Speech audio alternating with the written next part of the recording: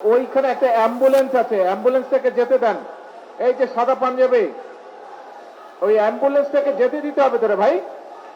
আরে কি আশ্চর্য, এই রাস্তাটা ক্লিয়ার করো না, এই রাস্তাটা ক্লিয়ার করে অ্যাম্বুলেন্সটাকে যেতে দাও।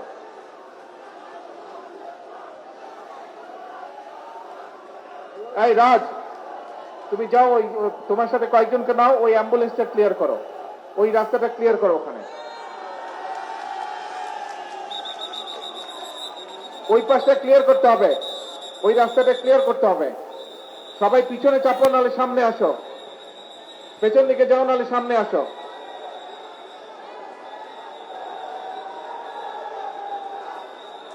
আচ্ছা, এখন কথা শুনবেন না স্লোগান দেবেন, কোনটা? কথা শুনতে হলে চুপ করতে হবে তো।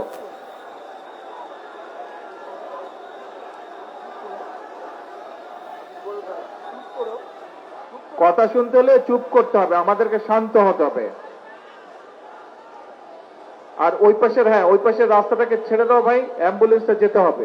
ওই যে ওখানে দাঁড়িয়েছে, পিছনে চাপো, গাড়ি লাগে যেতে দাও। আইল্যান্ডের ওপাশে যারা আছে গাড়ি লাগে যেতে দাও, প্লিজ সরে যাও, গাড়ি লোকে যেতে দাও। আচ্ছা, এখন শান্ত হতে হবে, কথা শুনতে হলে শান্ত হতে হবে সবাইকে।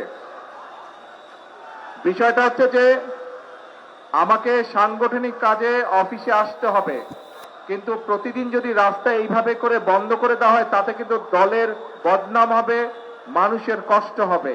ঠিক আছে, এইভাবে প্রতিদিন রাস্তা বন্ধ করা যাবে না। যেভাবে সাধারণ স্বাভাবিক বিষয়, সেটি আমাদেরকে চেষ্টা করতে হবে যাতে স্বাভাবিক থাকে সবকিছু। অফিসে আমি আরো আসবো, কিন্তু এরকম রাস্তা বন্ধ করা যাবে না।